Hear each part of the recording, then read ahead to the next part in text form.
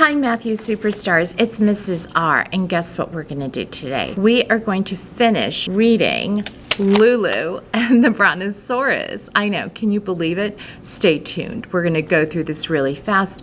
Pay attention to how much our Lulu has changed from the beginning of the book to these final chapters. Are you ready? Here we go. Chapter 11. The Brontosaurus pulled leaves off the trees and was offering them to Lulu. She grabbed them and threw them angrily away. A simple "no thank you" will do, the Brontosaurus said to Lulu, and I really liked "please" that you used before. So please, please, please, let me please go home, yelled Lulu. Your yelling is hurting my ears, said the dinosaur. But I have to admit that even if you'd asked me softly and sweetly, I would still want to keep you here with me. I've been lonely, and a pet is a very good thing. For hours and hours and hours, from early morning till just past noon, Lulu kept telling the Brontosaurus he had to let her go home, and the Brontosaurus kept telling Lulu no. He also kept reassuring her that he'd do his absolute best to make her happy. He spoke in such a kind and nice and polite and patient voice that after a while Lulu was talking, not yelling. And after a while she was talking softly and sweetly. And pretty soon after that she started to cry. Yes, Lulu started to cry, and it wasn't very often that Lulu cried. She'd rather screech till the light bulbs burst and all that other stuff, but right now she didn't feel screechy, she felt teary. And so she cried and cried and cried, soaking the Brontosaurus with her tears.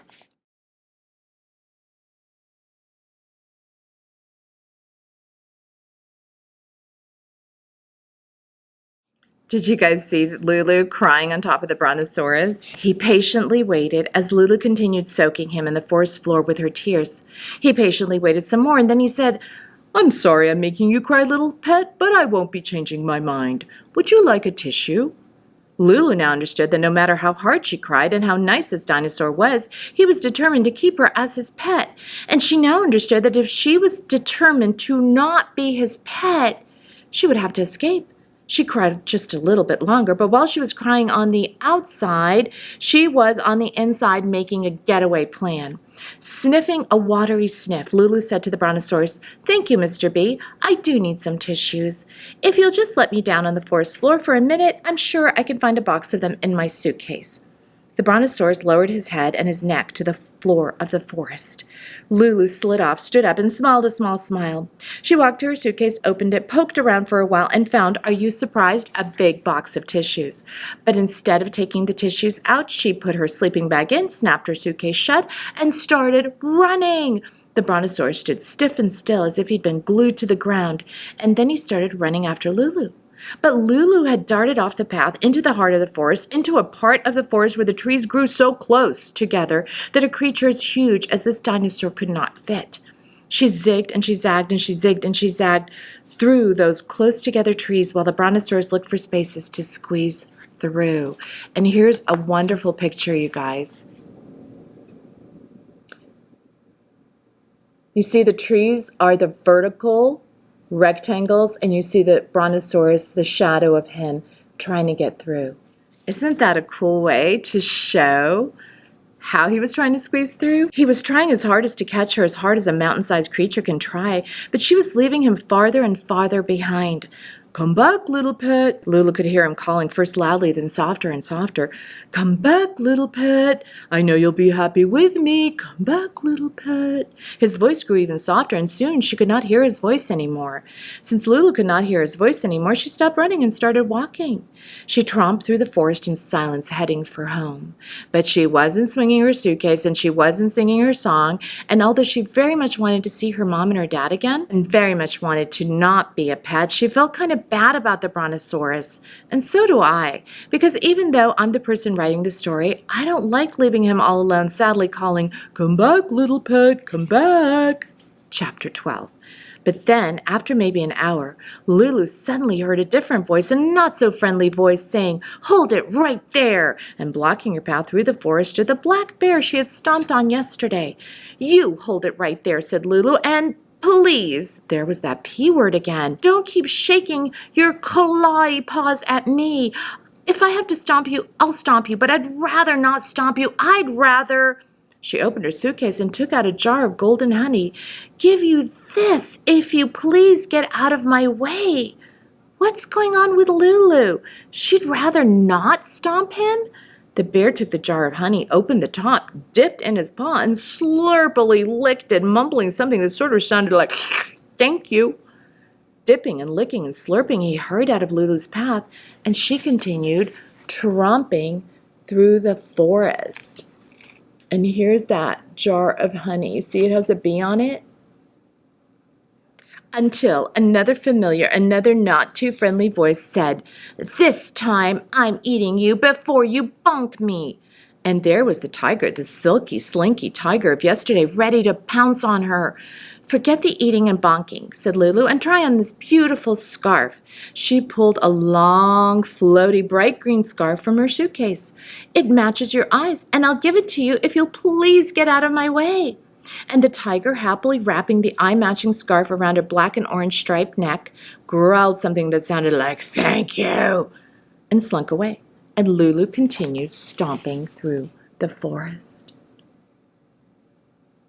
Until, well, who do you think she met next? A wolf, a giraffe, a lion? Don't be ridiculous. She met, what else? The snake, who was hissing an even nastier hiss than he'd hissed the day before and warning her, "This time I'll be the tighter squeezer." Lulu, looking disgusted, told him, "Nobody's squeezing anybody. All I'm doing is getting home today." Then she reached in her suitcase and pulled out a small flowered rug and explained to the snake, "This is for you if you'll please get out of my way. A soft rug to rest on whenever you feel like resting." The snake took the rug in his mouth and tried, at least I think he tried, to say thank you to Lulu, though it's hard to tell with a mouthful of rug. In any case, he went slithering off wherever a snake goes slithering, and Lulu continued tromping through the forest. Take a look at those fangs. Pretty scary snake, right? Chapter 13. It wasn't too much later that Lulu could see she was nearly out of the forest. She was happy that soon she would be home with her mom and her dad, but along with feeling happy, she was also feeling sad when she thought of the brontosaurus she'd left behind. As a matter of fact, she pictured the poor lonely dinosaur so clearly in her mind that it almost seemed like he was standing there just outside of the forest waiting for her, and he was. I think this is my favorite illustration because look at the tree limbs. Don't they look like the pipes under your kitchen sink? And then you can see the brontosaurus and how he's framed around them. That's pretty cool, right? Was Lulu shocked? You bet. What? She asked. "Are you doing here, Mr. B?" "I found a shortcut," the brontosaurus replied. Lulu smiled a soft, sweet smile, then shook her head and sighed. And then she said, and even though I'm the person writing the story, I truly don't know why she's saying it in rhyme. "Please try to understand, Mr. B, that I cannot be your pet, even though you're the nicest brontosaurus I ever met. And if you take me away with you, I'll keep on running home every chance that I get." Not a bad rhyme, though the last line's a little lumpy. "I already figured that out while I was waiting for you," the brontosaurus told Lulu. "I do understand that you can't be my pet, but please understand that I can't be your pet either." Well, Lulu understood, and the brontosaurus understood. It seemed like there was only one thing left to do, so they stood there quietly looking at each other for a moment, and then they did it. The brontosaurus bent his long neck till his face was close to Lulu's. He kissed her gently on the cheek and said, "Happy birthday, little pet, and goodbye." Lulu put her arms around the brontosaurus's neck. She kissed him gently on the nose and said, "Don't be too lonely, Mr. B, and goodbye." Then she slowly walked down the road that would take her home. Then he slowly walked down the road that would take him home. And although Lulu and the brontosaurus remembered each other forever, they never saw each other again. The maybe end. Chapter 13 again. Wait! I'm really not at all sure about this ending. It may be a little too mushy, a little too sad. But since I'm the person writing the story, I'm writing another ending, and you can decide which one you'd rather have. Well, Lulu understood and the brontosaurus understood that neither of them could be each other's pet. But why should that mean they had to say goodbye? Come with me, and I'll give you a piece of my birthday cake, said Lulu. I'd like that, the dinosaur said. May I give you a ride? And Lulu arrived at her house riding happily in the back of a brontosaurus. When her mom and her dad heard the noise of a dinosaur clomping into their yard, they remembered Lulu, and they remembered her birthday. Luckily for all, the cake had already been made. Don't worry, he isn't my pet, Lulu said. He's only staying here for a piece of cake and a glass of lemonade. But he's kind of a lonely guy, and I would like to invite him back for Thanksgiving dinner. Do you guys see her parents? There are the little spots all the way on the lawn. From that time on, the Brontosaurus came to Lulu's house for her birthday, Thanksgiving, and the 4th of July. And sometimes she visited his house, though she didn't like eating leaves. She always brought a suitcase full of pickle sandwiches. On one very special birthday, she not only invited her friend the Brontosaurus, but also the snake and the tiger and the bear. And the Brontosaurus noticed that whenever Lulu asked anyone for anything, she always said please. The end. Maybe. Chapter 13, yet again. I'm still not totally satisfied. I'm going to try once more because I think I need to answer certain questions like, were Lulu's mom and dad worried sick when she didn't come home that night? Had they brought her a present for her birthday? Did she completely stop being a pain and turn into polite? And how did all that stuff fit into her suitcase? I'm going to answer these questions, and when I'm done, you'll have your choice of 3 different endings. Well, Lulu understood, and the Brontosaurus understood that, though they couldn't be pets, they could be friends. So Lulu invited the Brontosaurus back to her house for some birthday cake and introduced him to her mom and her dad. They hadn't been waiting and worrying and wondering where she was because they had fallen asleep sipping their tea, and they didn't open their eyes till the Brontosaurus, with Lulu riding on his back, came clomp, clomp, clomping into their front yard. They gave her a silver necklace for her birthday. She sang them a whole new Brontosaurus song. I didn't get a Brontosaurus for a pet. One more time. I didn't get a Brontosaurus for a pet.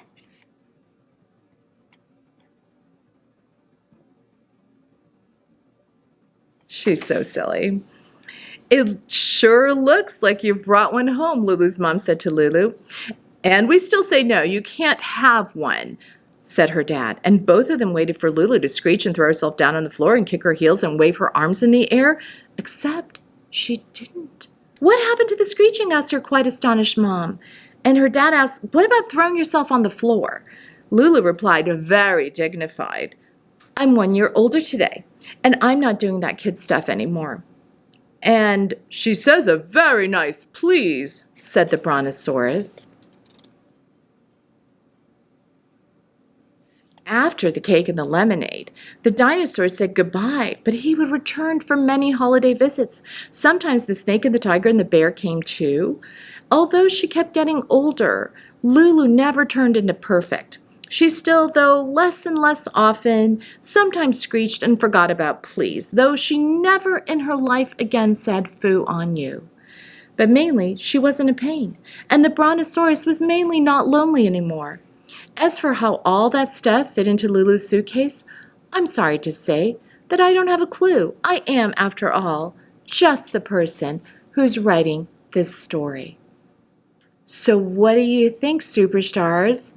Did our Lulu change from the beginning of the story when she was just this spoiled little girl who got everything she wanted until she wanted a Brontosaurus for a birthday present? Remember how shocked we were with the plot twist? The plot is the action in the story. The twist happened when the Brontosaurus said, I don't want to be your pet. I want you to be my pet. Remember that part? And then we followed Lulu as she changed and she became kinder as she met the same animals that she bonked on the head or stomped on their feet before, right? She gave them presents and treated them kindly. I don't know. I think this story tells us that people can change. They can change through things they go through just becoming older sometimes. My grandma used to say, 1 year older, 1 year wiser. And that's our Lulu. I hope you're having an awesome week. And let me know, let your teacher know how much you liked Lulu. As for the next book, we're going to do a little bit of a spookier, more magical book for October. Have a safe week, superstars, and I'll see you next time.